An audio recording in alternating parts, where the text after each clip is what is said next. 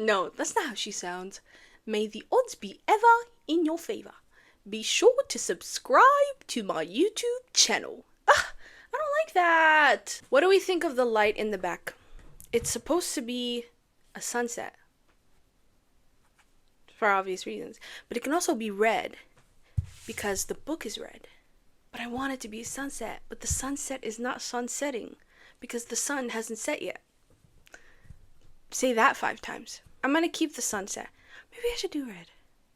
No, I'm gonna keep the sunset. Yeah, okay. In today's video, we're gonna talk about my absolute favorite movie of all time, the second Hunger Games movie, Catching Fire. This movie is so good. It's so good. It's so good in regards to everything. The quality, the writing, the act, it's just everything is leveled up. It's the first Hunger Games movie I love. But the second one, Lionsgate, the company or the production company that made the first Hunger Games movie, was not making any money at all before the first Hunger Games movie. But after the first Hunger Games movie blew up, they had the money. The budget for the first Hunger Games movie was $78 million, and they made nearly $600 million in the box office. So then the budget for this movie was $125 million, and they made nearly $900 million in the box office. And you can see that additional money in this movie. Not only is the camera quality better, the camera work is better, the costuming is better, everything in this movie is just so, but also the story is so good. If you have not seen my first Hunger Games video, what I basically did is I talked about the movie. This part of my face is so itchy. What I basically did is I talked about the movie, but I brought in some context from the book. So anything that was in the movie that wasn't in the book, I talked about, but anything that was in the book that wasn't in the movie, I also talked about. So that's what I basically did, and that's what I'm going to do in this video. I'm just going to go back and forth, movie, book, movie, book. What I love about this movie is that in the books, we only see things from Katniss's perspective. So basically anything Katniss doesn't see, we don't see. The movie doesn't do that. And in this movie, we get additional scenes and additional context, like scenes between Snow and the Game Makers, etc. So I just love that the movies and the books work hand in hand. But if you've never read the books, this is the video for you. I'm going to give you some homework. Just a little bit of homework. 1. I'm going to reference Sunrise on the Reaping just a little bit. I won't spoil it, but I will reference it a little bit. So if you had not read the book, I have a video already that tells you everything that happens in the book. So if you don't feel like reading it, go watch that video. But if you do want to read it, read it. Read it, read it. Secondly, if you have not seen or you want to hear me talk about the first Hunger Games movie, I have a video on that too. And you should watch that video because it's fun and I love it. I love that video. And lastly, your final homework is if you've never seen this movie before, click off this video. Click off this video immediately. I'm so serious. I don't even care about my views. This movie is so good, it needs to be experienced. It needs to be experienced for the very first time. I cannot allow you to experience this movie for the first time through this video. Click off, watch the first movie, watch the second movie, and then come back. Because believe me, once you've watched the movie, you're going to want to talk about it in my comment section. Yeah. So without further ado, let's talk about Catching Fire. I'm also going to do my makeup. I'm turning myself into Effie Trinket today. Bold, I know. But this is my inspo right here. I'm excited. I'm going to put these like little butterflies in my hair. Okay. Cute. So let's talk about the movie. The movie begins right after the end of the first one, after Katniss and Peeta won the Hunger Games. So we get to see the aftermath of the Hunger Games and what happens to the victors of the Hunger Games. It's winter time and Katniss is in the woods hunting with Gale. This is the second time that Gale scares the crap out of her with his presence. Why? I'm getting mad. In the book, he didn't show up until chapter 7. So I had 6 whole chapters of peace and bliss. And in the movie, the first minute, and he's already here. And already pissing me off. What? Why is he here? Why is he here? He didn't need to be here. He wasn't even in the books. So in the books, this was cut out of the movie entirely, but there was supposed to be a harvest festival. So how it goes is that after they win, they go on the Victor's Tour, where they go district to district to talk to the tributes' families. And then there was supposed to be a big party at Snow's house in the capital, and then there was supposed to be the harvest festival in 12 where the capital is supplying the food so the people of 12 can have food for the first time, and none of this is addressed in the movies. Not that it's relevant, really, but you should just know that this is what they're preparing for, and Katniss and Gale are talking about that. Gale is mad at Katniss for fake dating Peeta to survive. I want this man dead.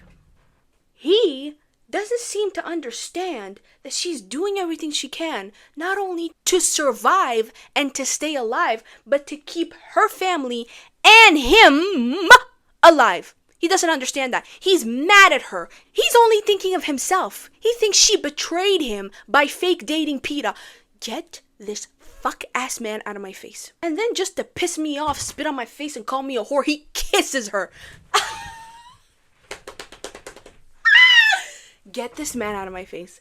I'm actually losing my mind. Get this man out of my face. Katniss goes to the Victor's village where she now lives with her mom and her sister, and her neighbors are Haymitch and Peeta. Things are extremely awkward between Katniss and Peeta because he's madly in love with her for real, but he found out by the end of the first movie and the first book that she was just putting on an act. Sort of putting on an act just to survive. Because need I remind you, the capital was going to kill them both. She goes home, and Snow is sitting there, waiting for her, in her house. He tells her that she's given the district hope, and there's been talks of a rebellion, or an uprising. And he tells her that her job from now on is to convince the districts that she was just a lovesick girl who couldn't imagine life without her boyfriend, that she was not trying to rebel against the capital, and to not only convince the districts, but to convince him. Right before leaving, there was like a hologram where he shows her the kiss between her and Gale. And keep in mind, the districts are a police state. They're under police surveillance 24/7. There are cameras everywhere.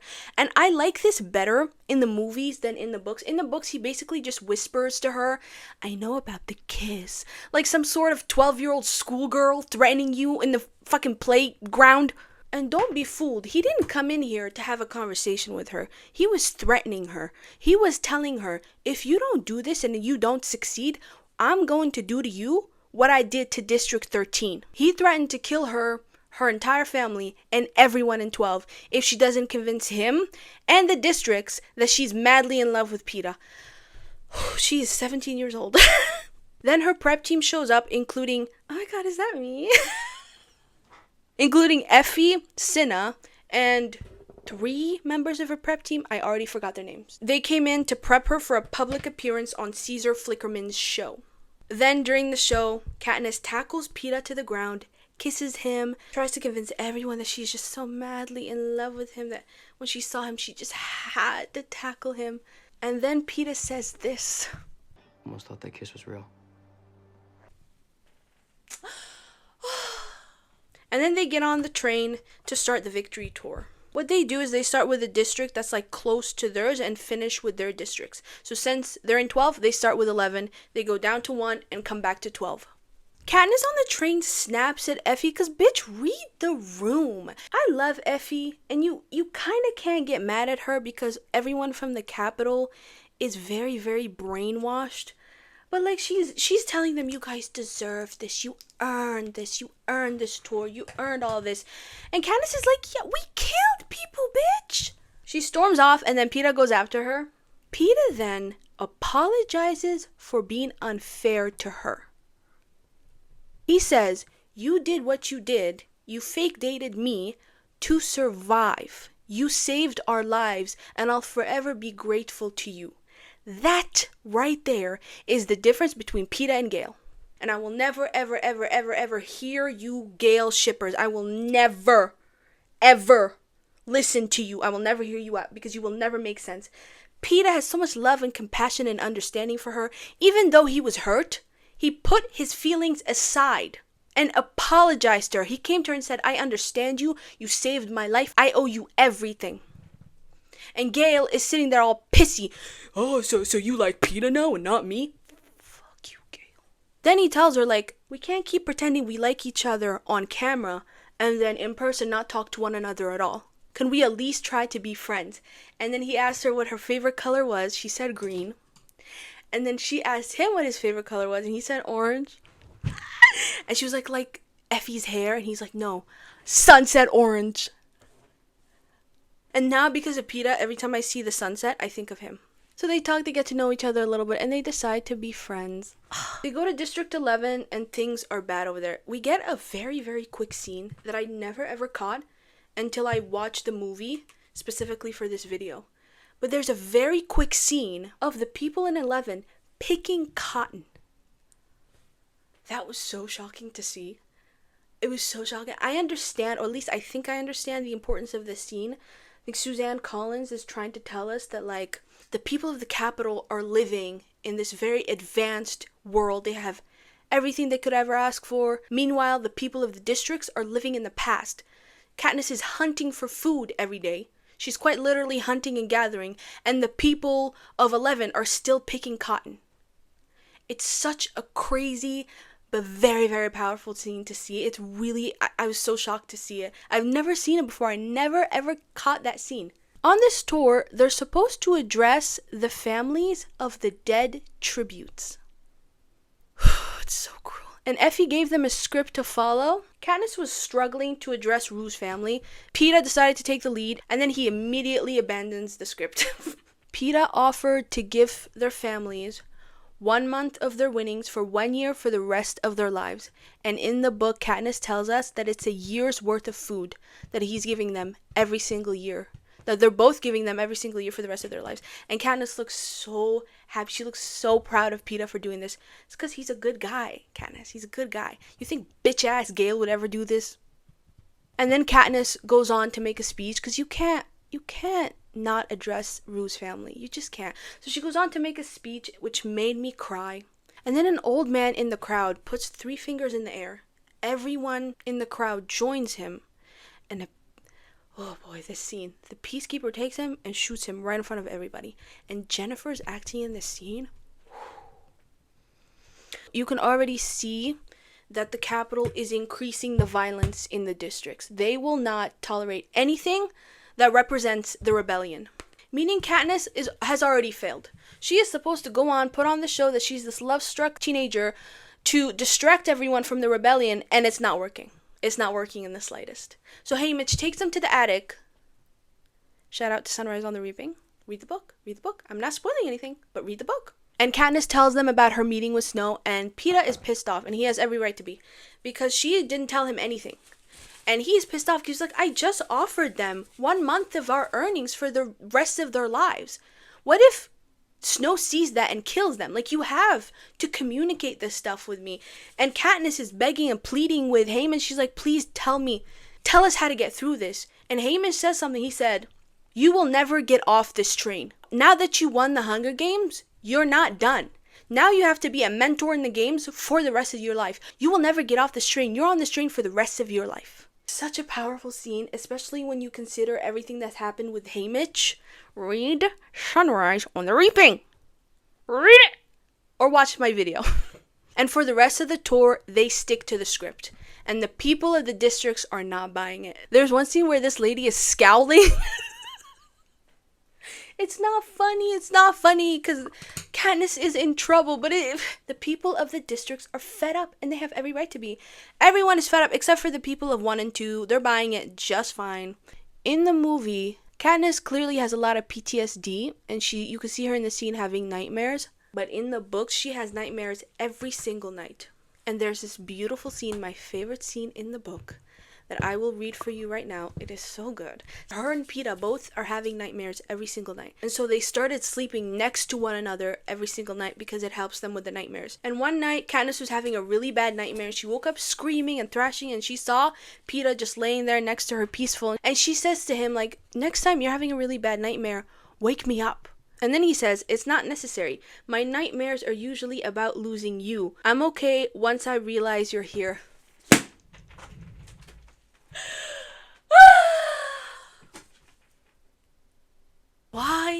Why they cut that out of the movie, I will never understand. Such a beautiful moment between Katniss and PETA, and they just cut it out for no good reason. They are realizing that what they're doing is not working, so Katniss suggests they get married. And Peeta looks so sad. He wants to marry her for real, and she's like, we're gonna have to do it eventually. We might as well do it now. And so they get engaged. And when he proposes, they cut to Gale.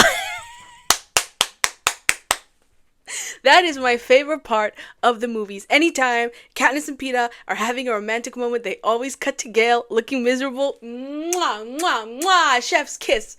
Ah! Their tour ended, and now it's time for the party at Snow's house. In the books, Katniss tells us that the Mockingjay, her pin, has become extremely popular, and everyone in the capital is wearing Mockingjay accessories. To them, it's a fashion statement. To the people of the districts, it's a symbol of rebellion. We'll talk about that more when we get to Mockingjay, the book. During this party, the people of the capital are throwing up to eat more food. Meanwhile, the people of the districts are starving. Then Katniss meets Plutarch. This is a very important scene. Very important scene. In the movie, they talk about Seneca's death, and then he says, I'm here for the same reason you are. Now. He said, I volunteered. I'm here for the same reason you are. I volunteered for the job. What I'm hearing, I'm here for the same reason you are. The rebellion. Let's not get ahead of ourselves. In the book, she sees that he's wearing a watch that had the Mockingjay on it. She goes, what's that? And he says, it's a clock. Guys. This is very important information. Okay, listen up. He didn't say it's a watch. He said it's a clock. Okay? Why did they cut this out of the movie? It's such an important scene, and I will tell you why it's important later. Okay, just stay with me. I need you to remember that. He said it's a clock. Okay, let's move on. Snow makes a speech. Boo, boo, boo, boo, boo. No one gives a shit. In this speech, he says, and I'm going to read it, your love inspired us, and it will go on every day for as long as you may live. Basically, I'm on your ass until you die. Ooh, it's a threat. And then Snow shakes his head no at Katniss, basically telling her that what she's been doing so far is not working. It's failing. The rebellion is here. Ooh. And then we see that blood is coming out of his mouth. He's nasty, that man. Ugh. On the train back to 12, Katniss sees that certain districts have already started rebelling, more specifically District 8. In the book, she sees this at Madge's house, because Madge is the mayor's daughter. So, of course, the mayor is going to have information like that. But the movies really hate Madge. Like, they cut her out of everything. Either way, you should know, some districts have already started rebelling. Plutarch is talking to Snow. I love this scene because it's not in the books. Okay, it's only in the movies and I love it. It gives us additional information. Plutarch is talking to Snow about increasing violence in the districts and then also increasing coverage about Katniss's wedding. He said, increase the police violence, take away their food, take away what little they have left, and make them think that Katniss has become one of us. And he said, they'll hate her so much, they might kill her for you. Now, this is genius, but not for the reason you think. And stay with me. I will explain later, okay? This is so fun. I'm so excited. They get home, and Katniss tells Gale to run away with her. And he's more mad that she wants Peeta to come too. I just want him dead. I just want him dead. And then he love bombs her. Go die, Gale. Die. And she doesn't say it back. She's like, well, you know how I feel about you. Oh my god, it's so good. She tells him that certain districts have already started rebelling, and he's excited about this. He's very, very pro-rebellion. He tells her that the people of the mines have already been talking about a rebellion, because he works in the mines now. I feel like I forgot to mention that, but he works in the mines now. And he's excited about a rebellion. And you know what? I agree with him on this. I know. I don't agree with Gale on anything, but I agree with him on this. You cannot put an end to all this without a fight. People have to stand up and fight.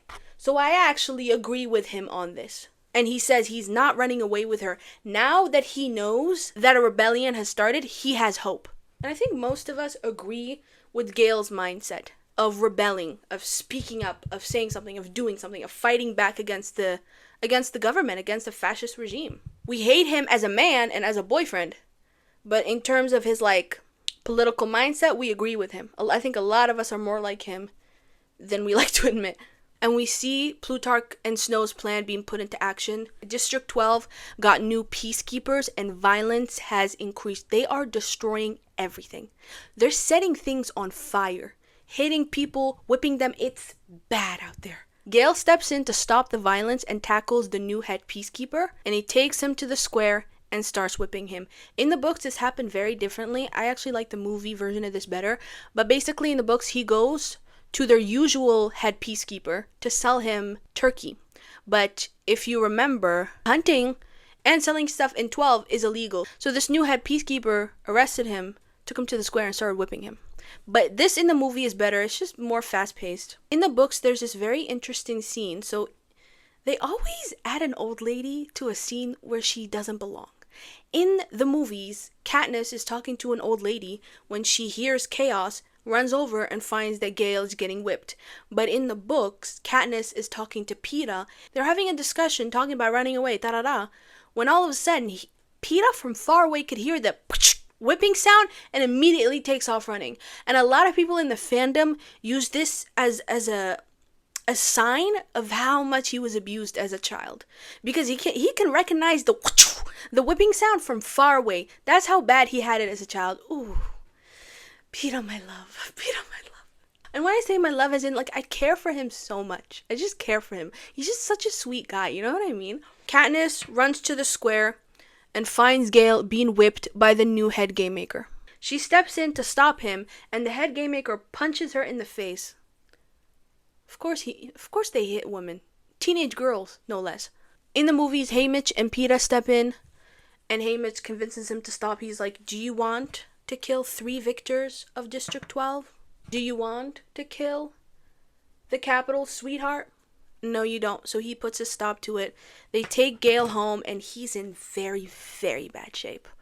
Oh boy, very bad shape. Katniss's mom and Prim step in to try to help him, and Prim has become quite the little doctor. She learned a lot from her mom. I think her mom is like a medic or something. Not an official doctor, but heals people in District 12. Katniss, I don't even want to talk about this. Like, I actually don't even want to talk about this. Katniss kisses Gale in this moment, and in the books, don't look at me as I say this. I'm gonna turn around. In the books, she chooses Gale over Peeta in this moment. I think she blames herself or something. I don't remember. I don't want to remember. I want to wipe this off my memory, actually. Katniss, I think I didn't mention this. I should have mentioned it. Katniss, in this book, is extremely miserable. Not only is she going through PTSD from the games, she's also just extremely depressed. Snow is threatening her every other day. Her life is no longer her own. Her life belongs to the Capitol. And for the rest of her life, she has to put on a show for the Capitol. She's extremely depressed and miserable. And I don't remember if in the movie she had a panic attack or not, but she's not doing well. Just when you think things can get worse, oh, they do. Because it's time for this year's Hunger Games. This year's Hunger Games is a Quarter Quell. A Quarter Quell happens every 25 years, and they do something special every 25 years. The last Quarter Quell was actually Haymitch's game. Okay, and I won't spoil it for you. Read the book or watch my video. But this year, Snow announces what the twist is for this year's Hunger Games. And for the 75th annual Hunger Games, this year's tributes will be reaped from the existing pool of victors. That means since Katniss is the only female victor still alive, she's going back into the games. And either Haymitch or Peeta will be going back with her. This is basically Hunger Games All-Stars, which is actually like a really good concept. Like I'm not pro-capital. But I do love me some good reality TV. And like, this is good TV. Don't judge me. Don't judge me. You clicked onto my video and you're judging me. I don't go into your house and judge you. Why are you in my house judging me? This is good TV. Like, what can I say? It's good TV. Hunger Games All-Stars. Mwah. I'm sorry. I feel bad for Katniss. I feel bad for Peeta. I feel bad for Haymitch. Katniss runs into the woods and having a panic attack again. Poor girl. But don't look at me. But it's good TV. Jen's face acting during this whole scene, impeccable. Oh, she's so good. Let's move on. The movies give us information that the books doesn't, which is that this was all Plutarch's plan. Oh, this is very important information, you guys. Keep that in mind. We'll talk about it later. Okay. This is so exciting. People are dying. Hannah, relax. Okay. Katniss goes to talk to Haymitch, and she goes 45 minutes after Peeta has already been there. And he says to her, "You will never deserve that boy." Her going into the games is already guaranteed. But whether it's Peeta or Haymitch, we don't know. So just give her a break, first of all. Let my girl live. Secondly, she tells him that if Peeta gets reaped, to volunteer for him. But if Haymitch gets reaped and Peeta volunteers, there's nothing Haymitch can do. But basically, Haymitch made her a promise that he will try to protect Peeta. And then we get more Gale time. Die! Why don't you die, Gale? Why don't you die? It's time for the reaping, and oh, look, it's me. That's kind of the look I tried to recreate for today, but putting my own twist on it, because I do love makeup, and I want to do something different for this look. The dress that Effie's wearing is impeccable. It's so good. She looks so good. Katniss gets reaped, obviously. And now it's time for the boys, and Haymitch gets reaped. And this is actually his first time getting reaped. Oh! Did I say that? I wonder what I mean by that. But then Peeta volunteers for him. So Katniss and Peeta are going back to the Hunger Games for the second time in a row at the age of 17 years old. And then everyone in 12 puts the 3 fingers in the air again, basically saying goodbye, but also mourning them because it's not likely they'll come back this time. They were allowed to survive the 2 of them once. They're not going to be allowed again. They get taken straight to the train, straight to the capital. There's police sirens again. There's always police sirens in my area. My goodness. They take them to the train right away. No time for goodbyes. Effie tells them that she wants to get them a token because Katniss has her gold pin. She has her gold hair. And she wants to get the boys something gold so they can all be a team. I love you, Effie. They're going to their deaths, Effie. They don't need to go in there looking pretty, Effie. I love you, Effie. I am you, Effie. Relax, Effie. But she's trying to support them the best she knows, which is through fashion. It's what she does. It's fine. I forgive you, Effie. And they immediately start strategizing. Because they are not fighting children this time. They are fighting experienced killers. People who have already won the games before. They have to be prepared. And all these tributes have known each other for years. Katniss and Peeta are newbies, which puts a target on their back. So the plan is to make an alliance right away and to join, to be in alliance with very, very strong tributes. So let's meet the tributes. From District 1, Cashmere and Gloss, brother and sister. And they are lethal. District 2, Brutus and Anabaria. Anabaria had her teeth filed into fangs so she can bite people's throats off. She must be fun at parties. District 3, my favorites. I love them. Wyrus and Beatty. They are tech geniuses. Wyrus is a little, she's been traumatized by her games. And Beatty is a tech genius. District 4, Mags and Finnick. Finnick is the youngest winner of the Hunger Games ever. At the age of 14, he won. He's very strong, very powerful. Technically, he is a career. Districts 1, 2, and 4 are careers.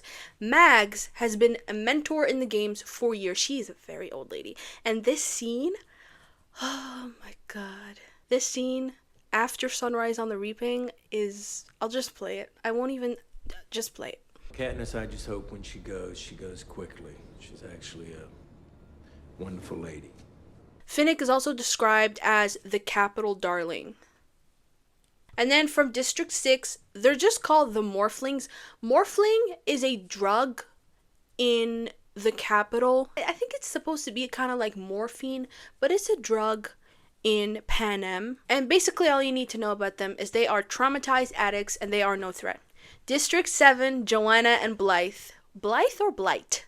Blythe, however you say his name, is not really relevant. Joanna, on the other hand, extremely important to the story. She is my favorite. I love her. I'll talk about her later. From District 11, Chaff and Cedar.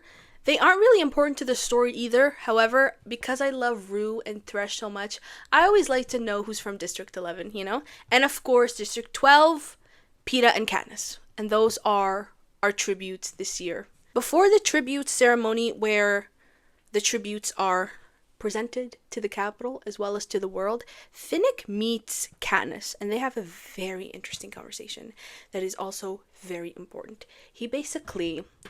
It looks like a very flirty conversation where they're saying nothing, but they're actually saying a lot. They're saying a lot.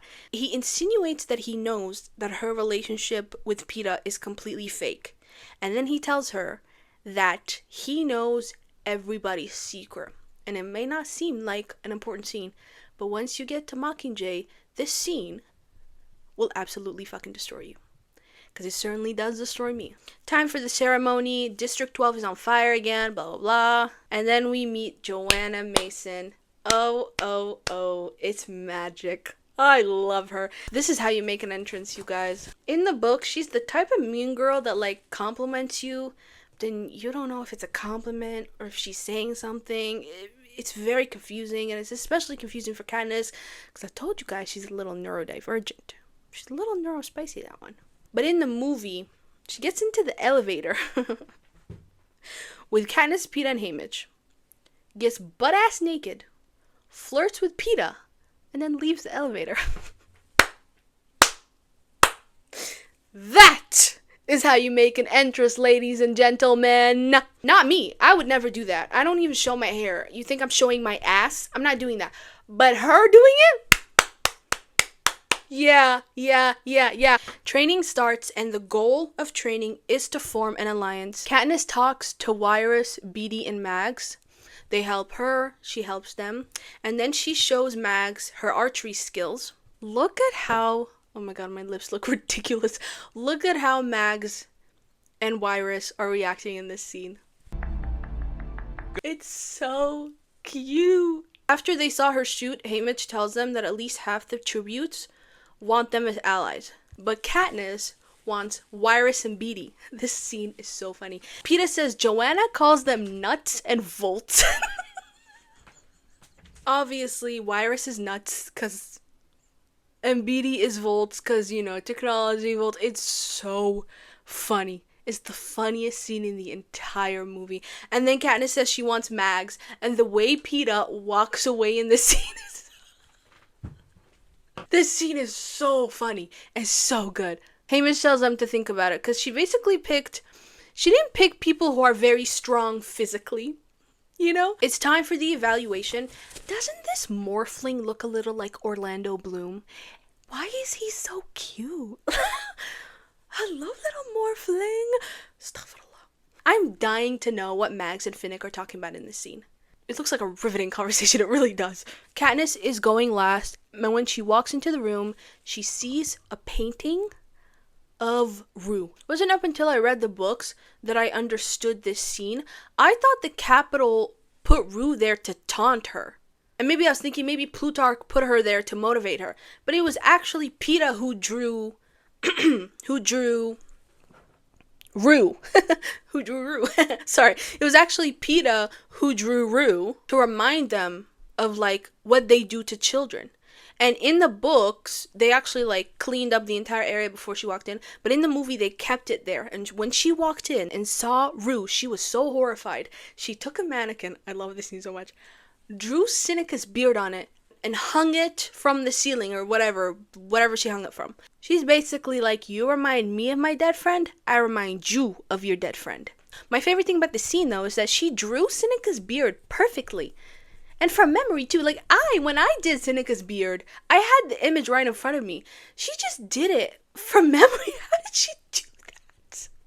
In the books, it's mentioned. In the movies, it's not. But Peeta and Katniss both scored a 12. Which is both good and bad. It's good. It means they can get sponsored. People already love them anyways. They're going to get sponsored. But it's bad because it puts a target on their backs. It's time for the interviews, and all the tributes are trying to put an end to the games. No one wants it to go on. This is one of my favorite scenes. I'm obsessed with the way Beetee says, The Quarter Quell were written into law by men. Certainly it can be unwritten. If the Quarter Quell was written into law by men, certainly it can be unwritten. And then Joanna cusses everyone out. I love her so much. In the book, she doesn't do that. It's so much better in the movies. So much better in the movies. I love her so much. Because what are they going to do to her? They're already sending her to her death. You might as well cuss them out. I love her. And then it's Katniss's turn, and she shows everyone her wedding dress because Snow wanted everyone to see it. Snow's a dumbass. Because now you're just pissing people off. You're just reminding everyone who loves her of what they're missing out. That she's going to her death instead of getting married to the man that she loves. Why would you think this is a smart idea? You're turning people against you, Snow. Dummy. Then she does the iconic twirl. And this time, she turns into the Mockingjay. This is bad, you guys. Because this means that Cinna is pro-rebellion, first of all. Which we already kind of knew. Come on. And he's continuously reminding people that there is a rebellion going on. And that she is the face of the rebellion. This is bad. This is really bad for Cinna. Then Peeta hits the stage. This is hands down either my favorite scene or one of my favorite scenes in the entire series. He tells everyone that they already got married. Okay? And they would be happy to go into the games and show everyone their love. But if it weren't for the baby. Oh! His face in this scene is so funny. Him and Haymitch. Oh my god.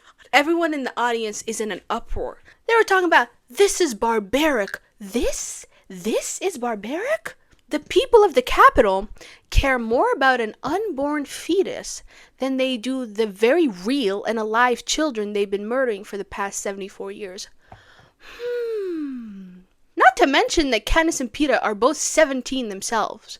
So it's okay for them to go into the games, but not the unborn fetus. I wonder if that reflects our world at all.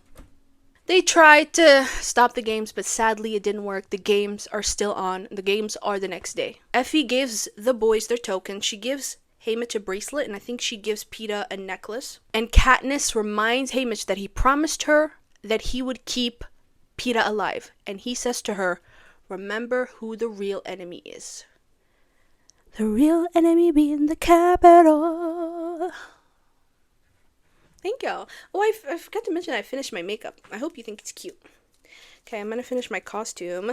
Katniss meets Cinna one last time before the games start. And when she's in the tubes going up to the arena, peacekeepers come, beat up Cinna, and basically kill him right in front of her.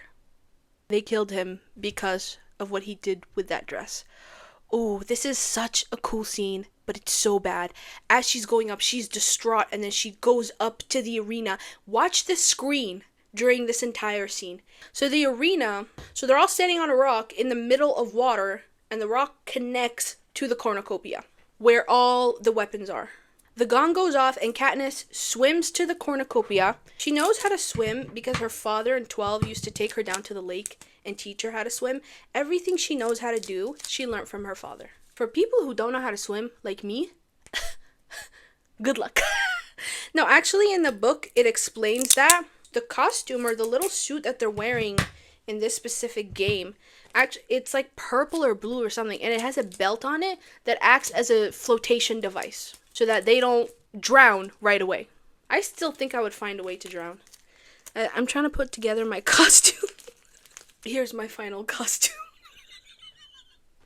If this looks like I made it in 5 minutes, that's because I did. That's because I did. And you will not comment on it.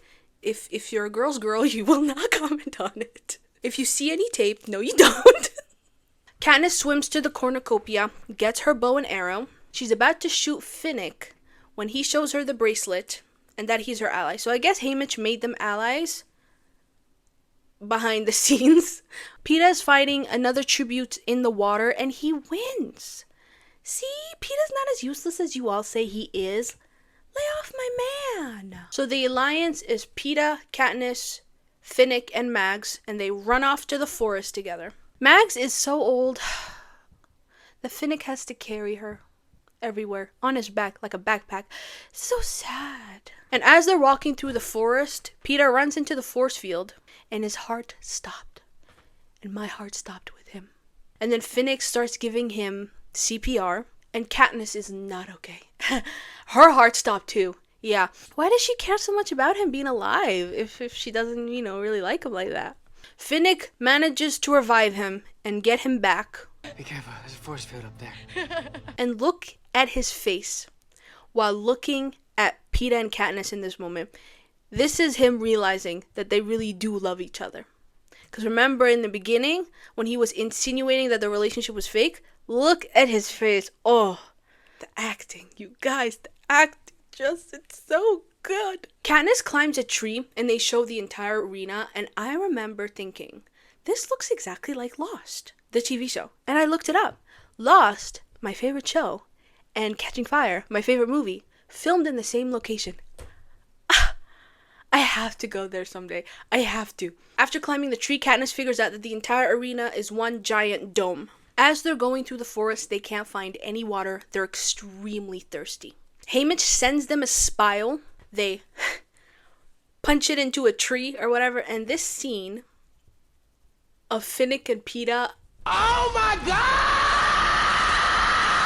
I have no comment. I have nothing appropriate to say. So I will say nothing at all. They finally get water. They get water. And it's nighttime, and Katniss is on watch. And while everyone is sleeping, they get attacked by a poisonous fog. Peeta, after, dying and stuff, he's too tired to run. Finnick can't carry them both, Peeta and Mags. He can't carry them both at the same time. So Mags sacrifices herself and walks into the fog. But not before planting a fat, juicy kiss on Finnick. Mags! Mags! You're a little freak! What? Mags is just a girl. Anyways, she dies. That's not funny. That's not funny, you guys. That's not funny. Let me gather myself. She walks into the fog, sacrifices herself, and dies. It's not funny. It's actually not funny. It's very sad. Finnick screams during the scene. They finally manage to run away from the fog, and they get to a lake where the water is healing the wounds. No time to rest, though. No time to rest, because they get attacked by mutt monkeys. Deadly killer monkeys. So fun. This is so fun. They fight them off and run to the beach, and one of the morphlings jumps in front of Peeta and sacrifices herself and ends up dying. And Peeta and Katniss find it very weird that she sacrificed herself. Mag sacrificed herself. This one sacrificed herself. Like, what's going on? They find this whole thing very weird. Peeta, Katniss, and Finnick are on the beach eating raw fish. Peeta gets a little oyster or whatever. He finds a pearl and gives it to Katniss. It's so cute. You have to understand, like, they're in the middle of the Hunger Games. When she was with Gale in the real world, she was miserable every single day. Here, she's in the Hunger Games. She's not safe in the slightest, and she's experiencing joy. The cuteness doesn't last, though, because here comes Joanna, Beetee, and Wyrus from the middle of the forest, completely covered in blood. Blood! Why do I sound Jamaican when I say blood? Because where they were, there was a blood rain. Blood. Joanna and Katniss get into an argument, and Joanna says, I brought them here for you. What does that mean? What does that mean? What's going on, guys? Why is everyone sacrificing themselves for Peetness and Katna? For Katniss and Peeta. Why did Joanna say that? I wonder what's going on, guys. What's going on? So they all decide to form an alliance. So the alliance is now Katniss, Peeta, Finnick, R.I.P. Mags, Finnick, Joanna, Wyrus, and Beetee. And while Katniss is washing off the blood from Wyrus is going tick-tock, tick-tock, tick-tock. And then Katniss realizes that the arena is a clock. And I didn't mention this, there was lightning that struck the tree, I forgot to mention this. And every 12 hours, at noon and at midnight, lightning would strike this very big tree in the arena. In the book, Katniss then has a memory to Plutarch Heavensby saying, "It's a clock." I told you guys, this is so important. Why did they cut it out of the movies? It's so important, especially when you think about Sunrise on the Reaping. He gave her a hint about the arena. And I remember thinking, why did he say it's a clock and not it's a watch? He was giving her a hint about the arena. This is such an important scene. And they cut it out of the movie. In the book, Katniss was confused. She's like, was he trying to give me a hint or not? He was. Oh, this is such a good scene. Why did they cut it out? So yeah, they realize it's the clock, and basically, I'm going to read this because I don't want to get it wrong. Every hour, there's something new that stays in its section and then moves when the hour passes. So like, there's blood rain here, and then in the next hour, monkeys. Next hour, poison fog. Next hour, you understand what I'm saying? They go to the cornucopia when the careers attack and kill Virus. And Beetie's face during the scene. And then Plutarch spins the cornucopia. Katniss falls off in the water. She lives, blah, blah, blah. I don't even think this happened in the books. Let's just move on. They go back to the beach. And one of the hours is Jabberjays mimicking the screams of Prim and Annie. Annie is very important to Finnick.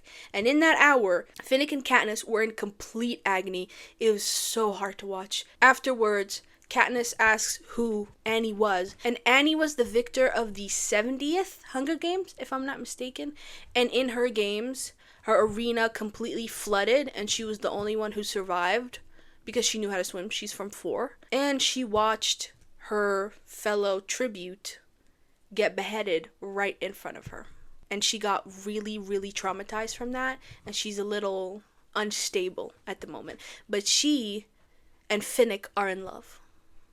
And then Joanna starts screaming at Snow. I love this scene, but it also breaks my heart because she's saying, like, what are they gonna do to me? And she says, they can't hurt me. There's no one left that I love. And it just...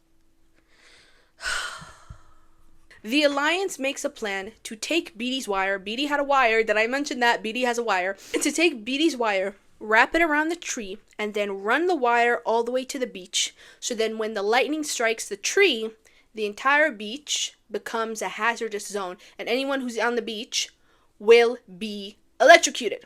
Then Peeta and Katniss have a conversation, and they decide to run away once the careers are dead, because they don't want to know what's going to happen once they're dead. They want no part in it. Then he had a necklace with pictures of her family in it, and he gives it to her to remind her that she has people to live for. She wants him to live in these games. He wants her to live. And he reminds her of why it's important for her to live. And he says, nobody needs me. And then she says, I need you.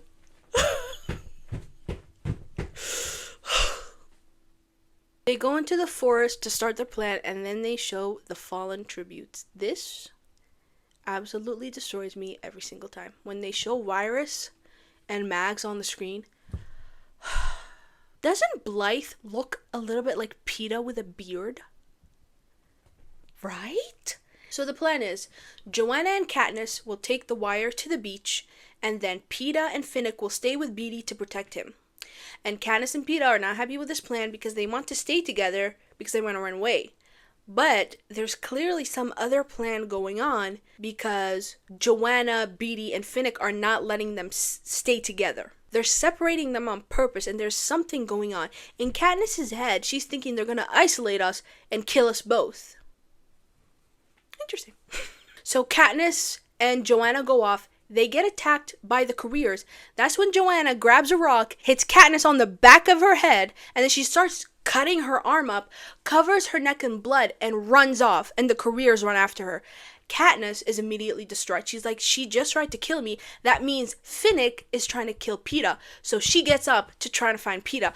Oh, it's so good. Oh, it's so good. Oh, it's so good. Let's keep going. She finds Beetee, and he looks like he's been electrocuted. And there's like a spear next to him that's wrapped in wire. Katniss is trying to figure out what's going on. And then Katniss comes face to face with Finnick, and she goes to shoot him. And then Finnick says, remember who the real enemy is. Which is what Haymitch said to her. I like this better. I like this better in the movies. In the books, she just remembers what Haymitch said. But I like this better in the movies. So then she figured out that Beatty was trying to throw the spear to the dome. Which, what was he? Was he just gonna launch it? Beatty, what the heck? So then she takes the wire, wraps it around her arrow, shoots it at the dome right as the lightning strikes the tree, and completely breaks the arena. Oh boy, oh boy, oh boy, oh boy. Snow goes to find Plutarch, and he is gone. Oh, this is so good. This is so good. Especially once you read Sunrise on the Reaping. Read the book. And then a hovercraft comes and takes Katniss, and as she's going up, this is such a cool scene. It's such a cool scene. Oh my god, the movie's coming to an end. I'm panicking. And then Katniss wakes up, and she's attached to a bunch of wires. Beatty is next to her, and he looks rough. She hears some voices. She goes and finds Finnick, Haymitch, and Plutarch talking to one another. And her immediate thought was that Haymitch is with the Capitol. And so she attacks Haymitch. Plutarch tells her that this is the revolution and she is the Mockingjay. And they are on their way to District 13! Yeah! Yeah! District 13 exists! Oh my god, this is so good. Now I know what you're gonna say. You're gonna be like, Hannah, why didn't you talk about the girls from District 8? Great question. Because I think the movies did it better. In the books, there's a scene earlier on when two girls from District 8 run into Katniss, and they tell her that they fled District 8 and they're on their way to District 13 because they believe 13 still exists. And Katniss was like, nah, blah, blah, blah. So by the time we get to the end of the book and it's confirmed that 13 exists, it's not really much of a surprise. Whereas here in the movie, I think it's better. It's a better surprise because you're like, what? What? 13 is a thing? Yeah, it's so good. Okay. And then Katniss asks Haymitch about Peeta, and he tells her that the Capitol took Peeta and Joanna. And that Joanna, when she was doing whatever with her arm, she was cutting out her tracker. And he tells her that half the tributes were in on it to break the arena and start the revolution, which explains why everyone was sacrificing themselves. It explains why Joanna said, I brought them here for you. And he told her that he couldn't tell her or Peeta what was going on because if they get captured by the Capitol and they get tortured, they won't have any information to torture out of them. It's so good. Okay, let me calm down.